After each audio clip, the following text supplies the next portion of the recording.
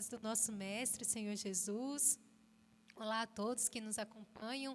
É com muita alegria que nós podemos pensar sobre essa possibilidade e esse privilégio que o Senhor Jesus nos conferiu de pregarmos a palavra dele a todas as nações e de não somente falarmos, mas de vivermos, de encarnarmos esse evangelho ao ponto de que todos que convivam conosco vejam a diferença que há em nós e que isso não pode vir de nós mesmos, mas que vem do próprio Senhor. E agora nós queremos cantar um cântico que fala sobre isso, que de todas as tribos, povos e raças, nós iremos um dia todos juntos nos encontrar e glorificar o nome de Deus no dia da segunda vinda de Jesus.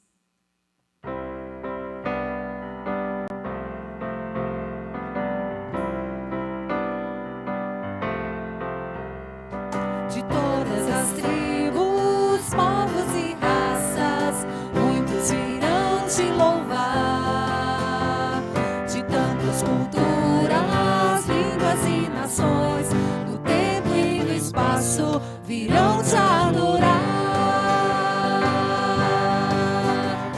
Bendito seja sempre o Cordeiro, Filho de Deus, raiz de Davi.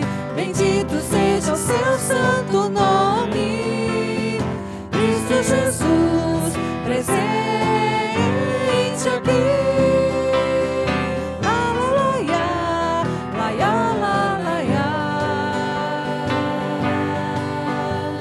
Remidos comprados, grande multidão, muitos virão te louvar.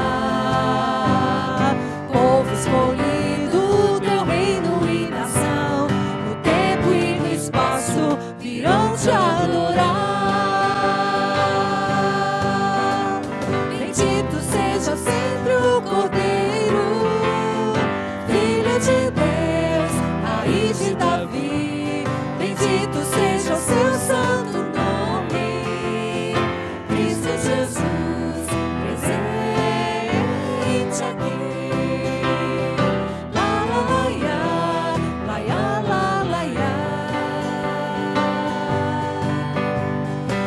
Só nos cabe tudo dedicar, oferta suave ao Senhor. Dons e talentos queremos consagrar, e a vida no teu altar, pra teu louvor. Bendito seja sempre o Cordeiro, Filho de Deus, raiz de Davi. Bendito seja o seu santo nome, Cristo Jesus, presente aqui. Cristo Jesus, presente aqui. Laia, laia, laia.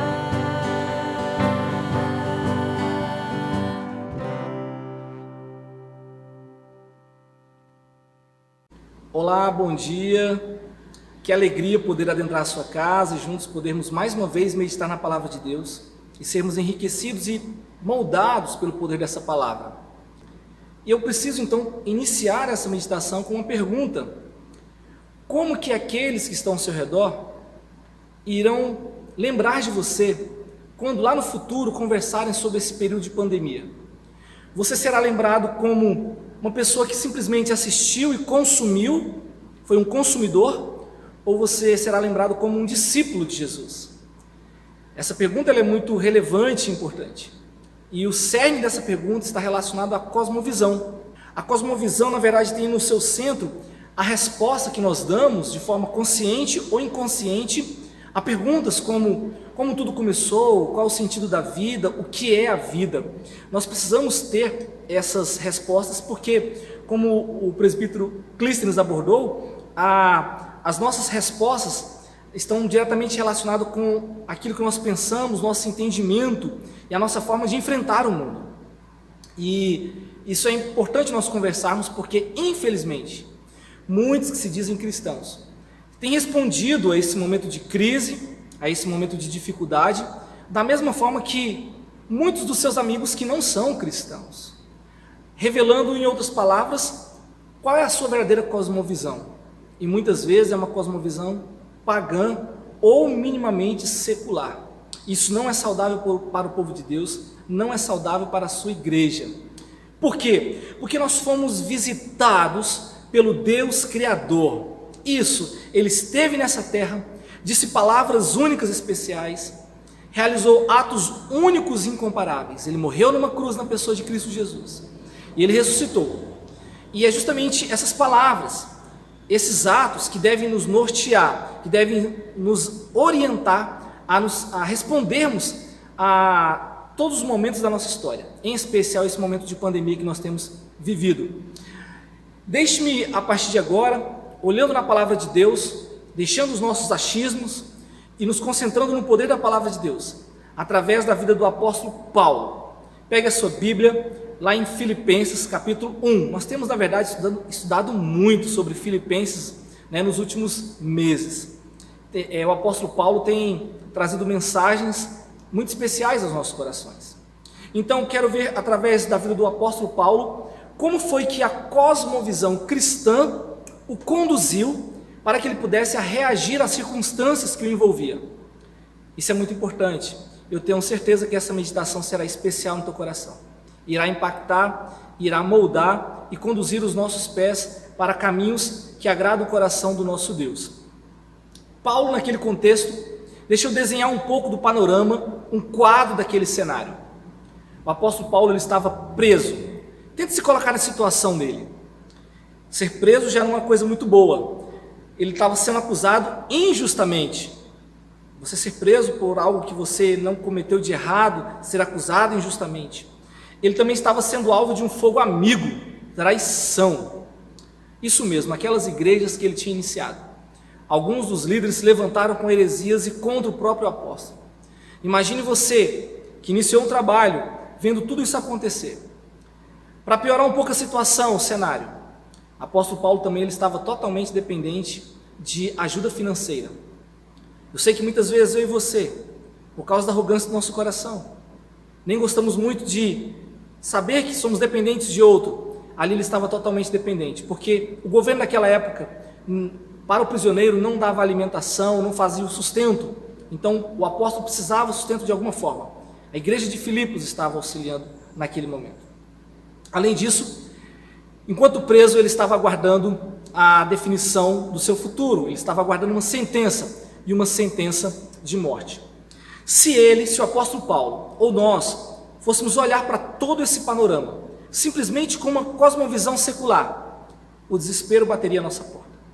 É isso que tem acontecido muitas vezes com aqueles que estão lá fora, e infelizmente com aqueles também que nós chamamos de irmãos e que se declaram cristãos. Mas o que Paulo conseguiu enxergar? Qual foi a perspectiva dele? Será que ele só viu catástrofe e problemas e desastres?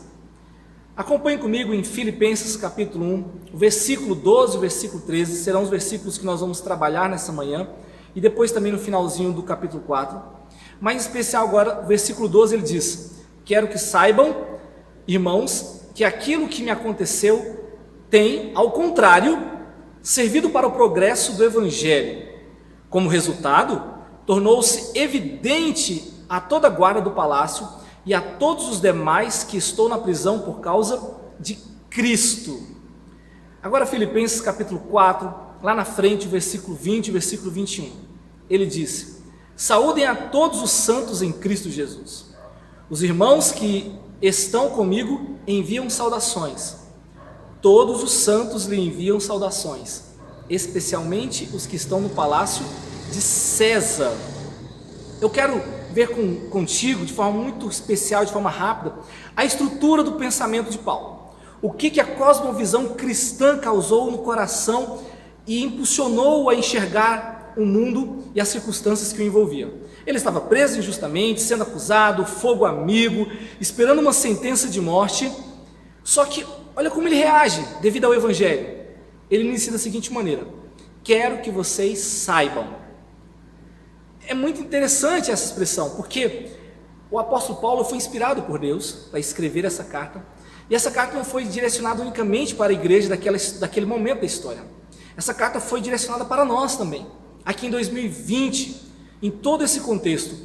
E ele diz: quero que vocês saibam. Isso demonstra uma necessidade que irmãos e irmãs de todos os tempos tenham em suas mentes essa perspectiva da cosmovisão cristã.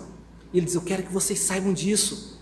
O que ele quer que nós venhamos saber? Ele continua: que aquilo que me aconteceu, o que aconteceu ao apóstolo Paulo? Preso, acusado injustamente, fogo amigo, aguardando a sua sentença, tudo isso poderia ser encarado como coisas negativas.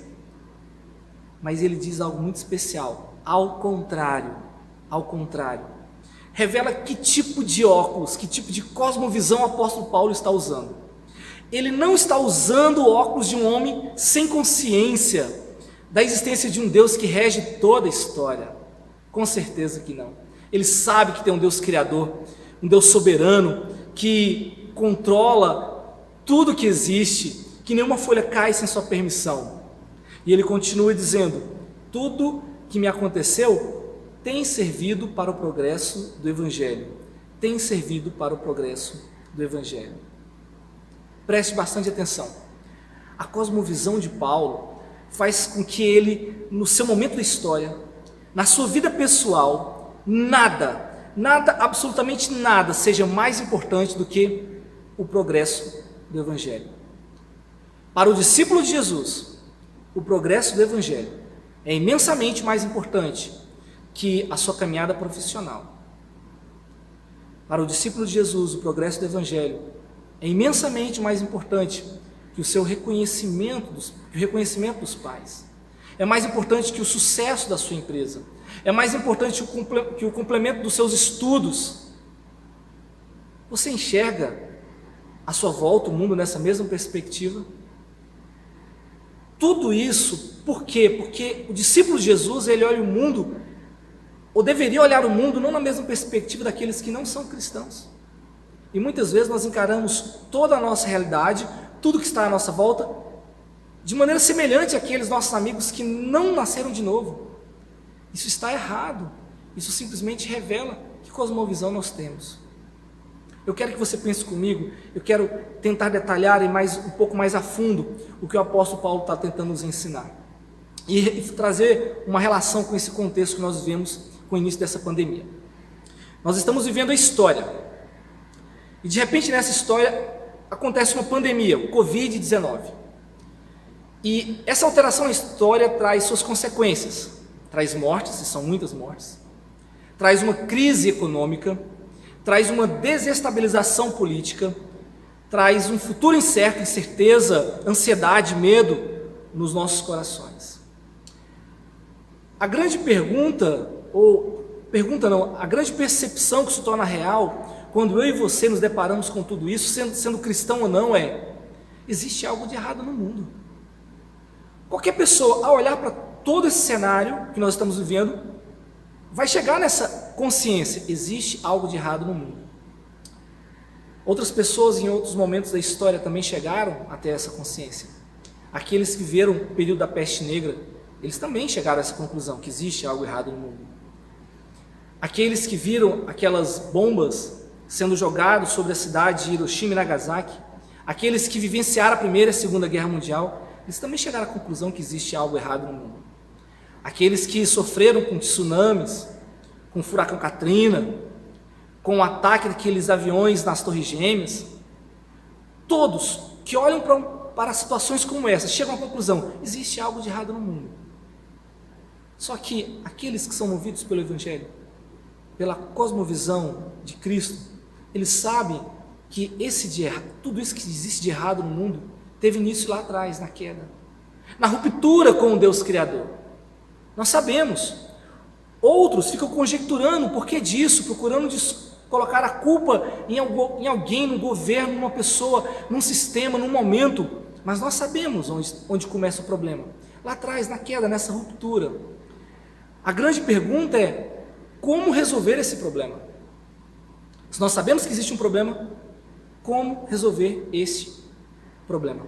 Eu diria que o Covid-19 veio para checar as nossas motivações e a base da nossa fé. Porque a resposta que você vai dar a essa pergunta, como resolver esse problema, do problema que existe no mundo, a sua resposta vai dizer o seu tipo de cosmovisão. Alguns, infelizmente, que se dizem cristãos, afirmam que a resposta para os problemas, ou pelo menos eles depositam toda a sua esperança, todas as suas fichas, eles depositam em um tipo de ideologia. Isso não é bom, isso não é saudável. Eu não quero que você fique zangado, bravo comigo, mas alguns anos atrás, na história recente do nosso país, nós tivemos a oportunidade de presenciar pessoas que de maneira cega começaram a seguir um líder político, onde esse líder não era totalmente inquestionável, e essas pessoas começaram a desfazer amizades por causa dessa ideologia. Amizades antigas, construídas durante muitos anos, começaram a ser desfeitas, porque pessoas passaram a defender de forma cega uma ideologia de esquerda.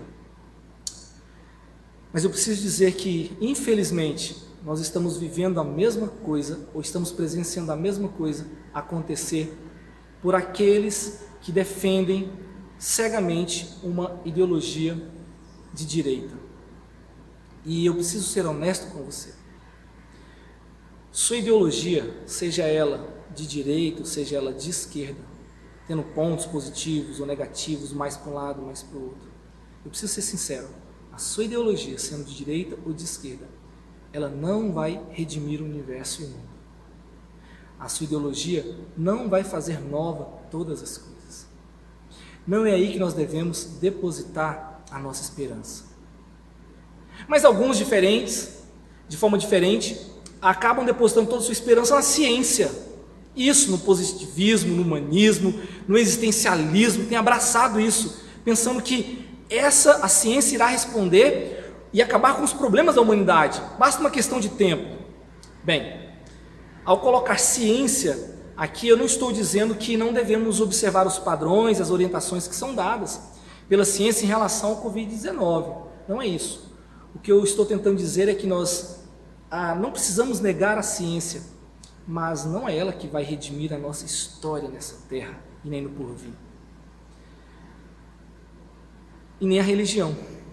Eu coloquei a religião aqui porque, para ninguém que é atrelado à ideologia ou é atrelado à ciência, para não ficar bravo comigo, eu preciso dizer que nem a religião pode levar-nos a um novo mundo.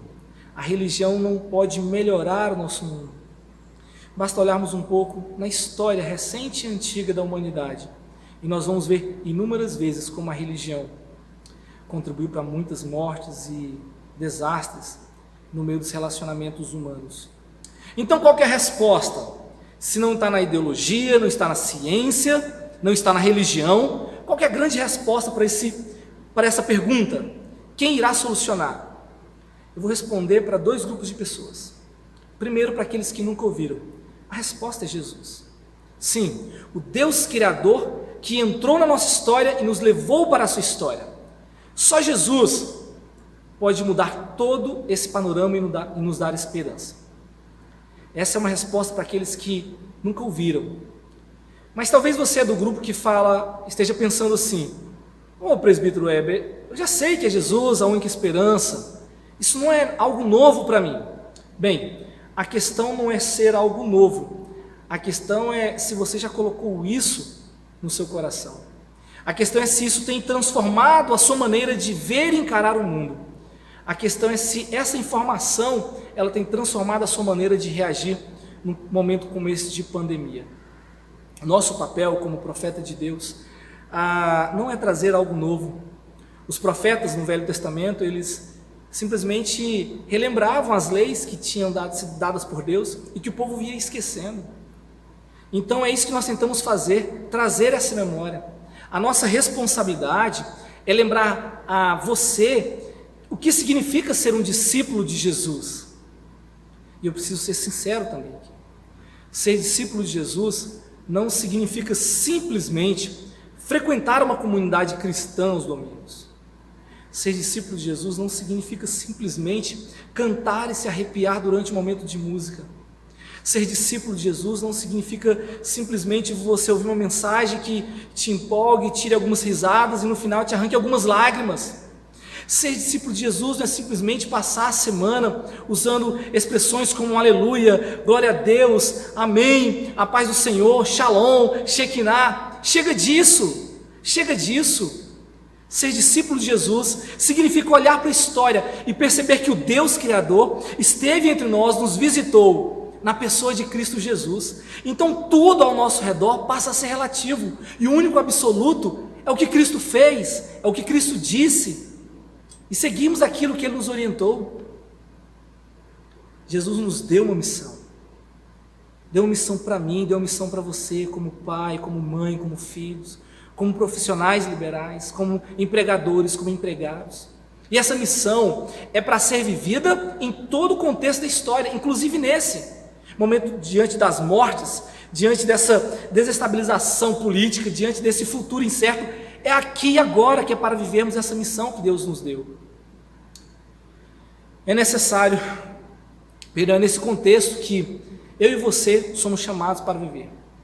É nesse cenário que eu e você somos chamados para fazer opções, para fazermos escolhas. É nesse cenário que somos chamados para viver os valores do reino, para chamarmos nossos amigos a conhecer esse novo reino que já é real, que já é presente. Os discípulos de Jesus, quando eles encaram a sua missão, eles causam impacto. Lembra da pandemia e os impactos que ela tem causado? Eu comentei no início da nossa conversa. Pois bem, os discípulos de Jesus, enquanto a pandemia causa mortes, os discípulos de Jesus, eles promovem vidas. Enquanto a pandemia promove crise econômica, os discípulos promovem a generosidade. Discípulos de Jesus, enquanto a pandemia promove essa desestabilização política, discípulos de Jesus promovem justiça, promovem paz. Enquanto a pandemia promove ansiedade e uma incerteza quanto ao futuro, os discípulos de Jesus, eles promovem esperança.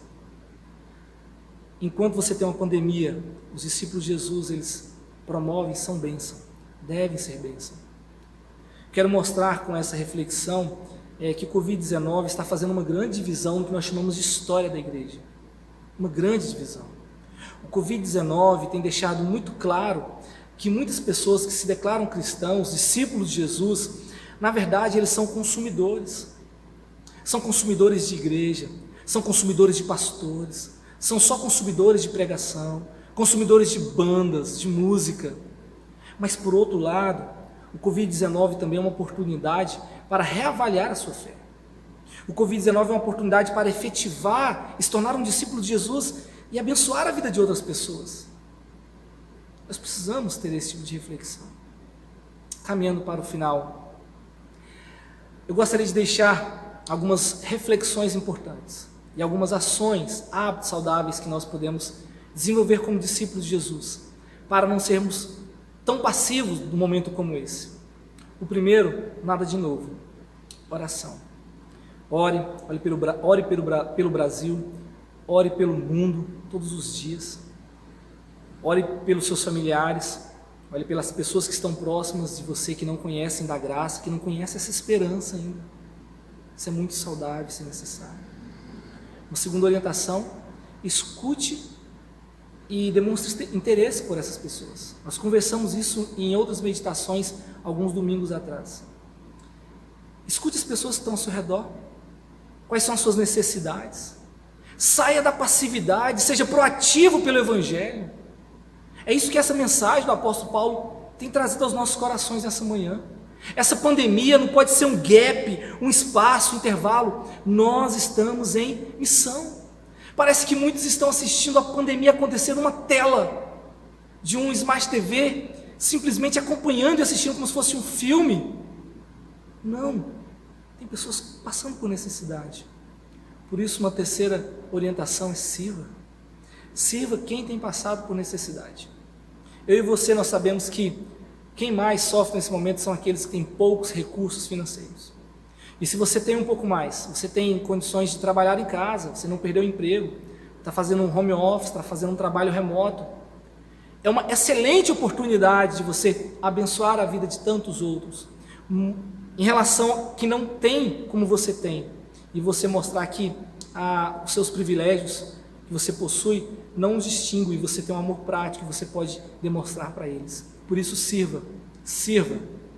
Precisamos deixar essa passividade. Como eu disse, parece que nós estamos assistindo essa pandemia, vendo o número de mortes acontecer e aumentar cada vez mais. Estamos vendo crescer o número daqueles que não têm o básico para sobreviver, mas como discípulo de Jesus, eu e você, como discípulos de Jesus, precisamos assumir a nossa responsabilidade de abençoar vidas. Nós somos deixados nessa terra para isso, sermos canal de bênção. Isso inclui, entre muitas coisas, compartilhar recursos financeiros com aqueles que não possuem. Eu não sei como isso chega ao seu coração, mas por último, há uma última orientação que nós podemos aprender com o apóstolo Paulo. Compartilhe a sua fé num momento como esse. Compartilhe a sua fé. Esse é um momento de uma oportunidade imensa que nós temos deixado passar. Parece que isso tem acontecido. Às vezes nós recebemos no WhatsApp da nossa igreja peças de comunicação bem intencionais, nós recebemos vídeos devocionais, nós recebemos lives, nós recebemos pregações no YouTube, mas me parece que as pessoas recebem isso como se fosse a ponta final e acabasse ali neles. Compartilhe isso, aproveite a oportunidade de ser um canal de bênção, de auxiliar, de ajudar pessoas que estão próximas a você, que podem ser enriquecidas e ter suas cosmovisões modificadas pelo poder do Evangelho. Eu lembro do apóstolo Paulo e como ele aproveitou as oportunidades. Ele tinha um cenário difícil, talvez mais difícil que o nosso. Eu quero que você observe comigo, lá no finalzinho do versículo 12, o resultado desse envolvimento da cosmovisão que ele tinha no Evangelho. O versículo 13 diz o seguinte: tornou-se evidente a toda a guarda do palácio e a todos os demais que estou na prisão por causa de Cristo. Você percebe o que está acontecendo aqui? A prisão levou Paulo a lugares que ele jamais teria acesso se ele não tivesse preso. Ele teve contato com a guarda pretoriana. Alguns guardas ficaram praticamente 24 horas vigiando. E sabe o que ele fez? Será que ele ficou reclamando? Será que ele ficou culpando o sistema? Será que ele ficou chorando porque o pastor dele não ligou? Será que ele ficou reclamando porque ouviu uma coisa que não gostou? Será que ele ficou se vitimizando? Qual foi a reação do apóstolo Paulo? Ele compartilhou a sua fé. Durante o momento de crise, ele percebeu a oportunidade, e a maior oportunidade para o discípulo de Jesus é compartilhar a fé. Por último, eu gostaria que você olhasse o versículo 21 do capítulo 4 de Filipenses.